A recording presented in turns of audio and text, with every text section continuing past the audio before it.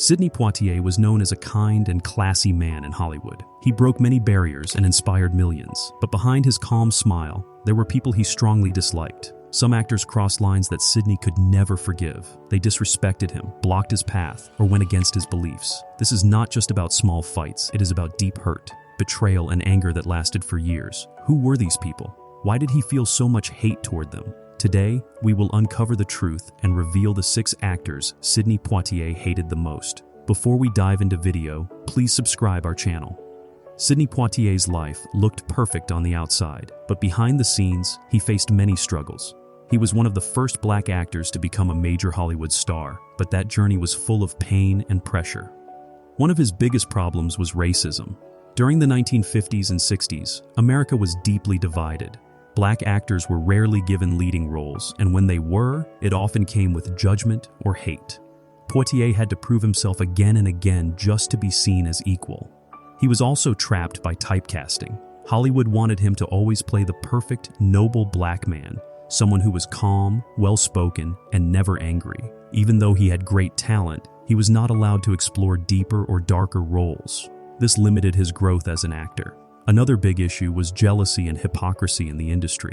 When Sidney won awards and became successful, many white actors smiled in public but were angry in private. Some saw him as a threat to their own place in Hollywood. Others believed he only got roles because of race politics, not talent, which was far from the truth. He also felt very alone. There were not many actors like him at the time. He was carrying the hopes of an entire community, and that pressure was heavy. Every mistake he made was judged very harshly because of his race. Lastly, he faced silent sabotage. Some directors and actors quietly worked against him, refusing to support his projects or speaking poorly of him behind closed doors. Despite all this, Sidney Poitier stayed strong, but deep down, these life problems shaped who he trusted and who he hated. Now we talk about 6 actors he disliked the most and why. Number 1. Charlton Heston. Charlton Heston and Sidney Poitier were both powerful names in Hollywood, but they stood on opposite sides of many beliefs. While Sidney was deeply involved in the civil rights movement, fighting for justice and equality, Charlton Heston's journey took a different turn. In his early years, Heston supported civil rights too. He even marched with Martin Luther King Jr.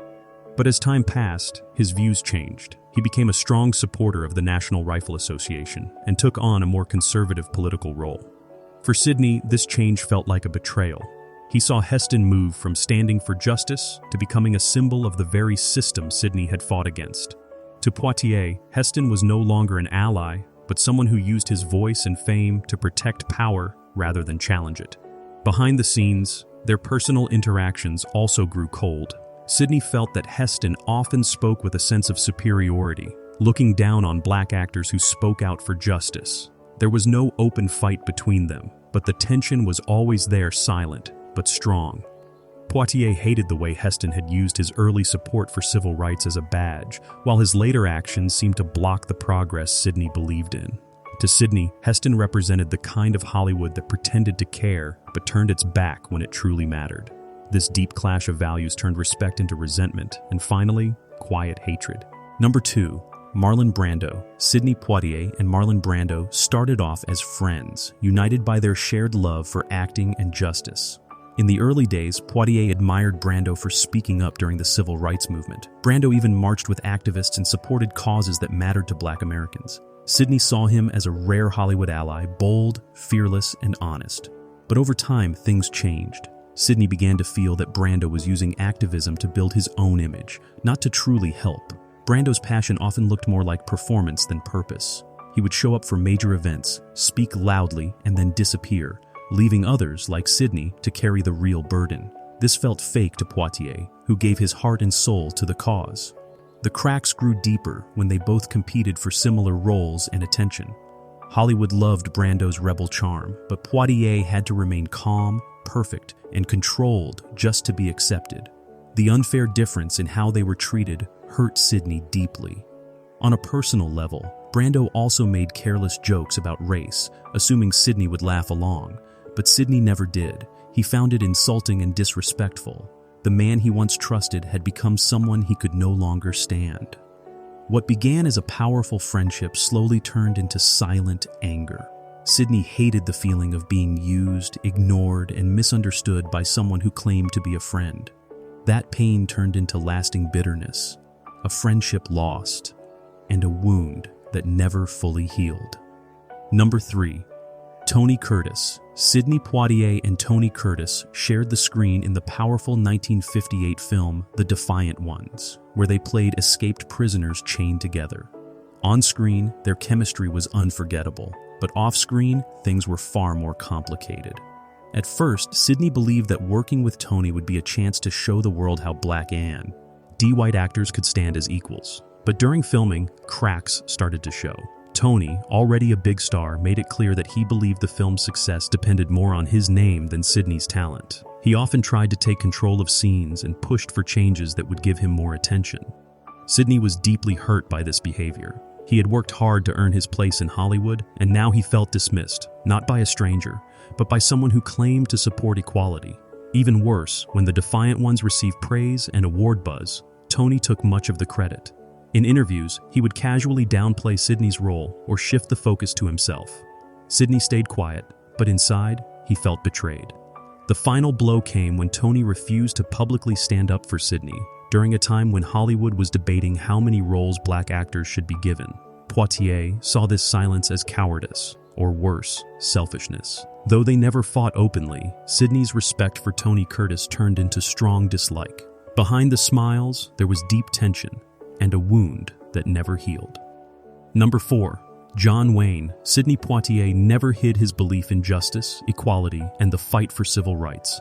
That is exactly why he could never stand John Wayne. To Sidney, Wayne was not just an actor. He was the symbol of old-school America, where power, privilege, and prejudice ruled without question. John Wayne was known for playing strong, patriotic heroes.